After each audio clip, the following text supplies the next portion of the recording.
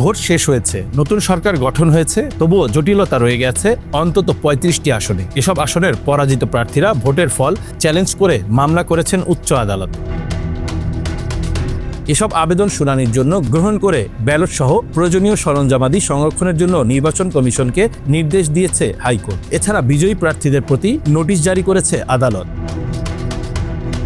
এদিকে সামনের দিনগুলোতে পরাজিত আরও প্রার্থীরা ভোটের ফল চ্যালেঞ্জ করে আরও মামলা দায়েরের প্রস্তুতি নিচ্ছেন বলে জানা গেছে।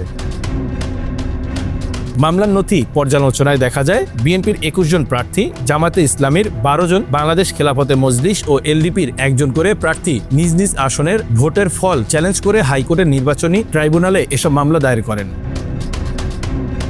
মামলা দায়েরের তালিকায় বিএনপির পরাজিত প্রার্থীদের মধ্যে রয়েছেন মাদারীপুর ১ আসনের নাদিরা আক্তার, নীলফামারী ২ শাহরিন ইসলাম, চুয়াডাঙ্গা ১ মোহাম্মদ শরীফুজ্জামান, ঢাকা ১১ এম এ কাইয়ুম, কুষ্টিয়া ৪ সৈয়দ মেহেদী আহমেদ রুমি, ঢাকা ৫ মোহাম্মদ নবিউল্লাহ, গাইবান্ধা ৫ মোহাম্মদ ফারুক আলম, পাবনা ৩ মোহাম্মদ হাসান জাফির তুহিন, সিরাজগঞ্জ ৪ আকবর আলী, কুমিল্লা ১১ কামরুল হুদা।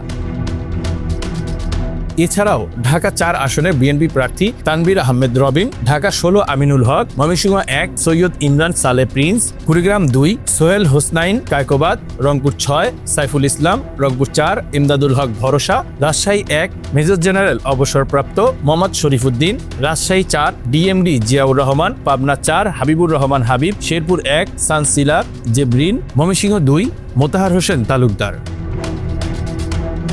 এদিকে জামায়াতে ইসলামীর পরাজিত প্রার্থীদের মধ্যে খুলনা ৫-এ দলের সেক্রেটারি জেনারেল মিয়া গোলাম পারওয়ার, পিরোজপুর ২ শামীম সাইদি, বরগুনা ২ ডাক্তার সুলতান আহমেদ, নারায়ণগঞ্জ ২ ইলিয়াস মোল্লা, নারায়ণগঞ্জ ৩ ইকবাল হোসেন ভুইয়া, লালমনিরহাট ১ আনোয়ারুল ইসলাম রাজু, লালমনিরহাট ২ ফিরোজ হায়দার, ঢাকা ৬ আব্দুল মান্নান, গাইবান্ধা ৪ মোহাম্মদ আব্দুর রহিম সরকার, ঢাকা ৭ মোহাম্মদ এনায়েতুল্লাহ, কক্সবাজার ৪ নূর আহমেদ আনোয়ারি, ঢাকা ১০ জসিমউদ্দিন সরকার রয়েছেন।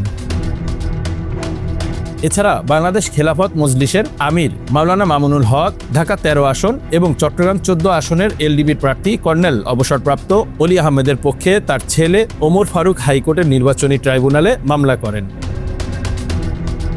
বিএনপির একাধিক প্রার্থীর পক্ষে শুনানি করেন সিনিয়র আইনজীবী ব্যারিস্টার রুহুল কুদ্দুস কাজল। তিনি বলেন, কয়েকটি আসনে স্বল্প ভোটের ব্যবধানে বিএনপি প্রার্থীদের পরাজিত দেখিয়ে জামায়াত ও এনসিপি প্রার্থীদের বিজয়ী ঘোষণা করা হয়েছে। বিভিন্ন কেন্দ্রের যে ফলাফল প্রকাশ করা হয়েছে সেগুলোর অনেকগুলোতে প্রার্থীর এজেন্টদের স্বাক্ষর নাই, কোনোটায় স্বাক্ষর থাকলেও তাও অসম্পূর্ণ।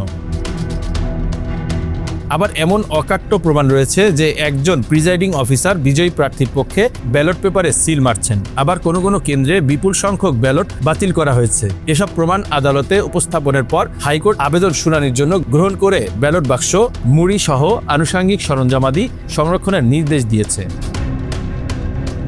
প্রসঙ্গত, গণপ্রতিনিধিত্ব অধ্যাদেশের ৪৯ ধারা অনুযায়ী নির্বাচনী অনিয়মের বিরুদ্ধে নির্বাচনী আবেদনপত্র শুনানির জন্য হাইকোর্টের নির্বাচনী ট্রাইব্যুনাল গঠন করা হয়। বিচারপতি মোহাম্মদ জাকির হোসেনের নেতৃত্বে একক বেঞ্চ এসব আবেদনের ওপর শুনানি গ্রহণ করছেন।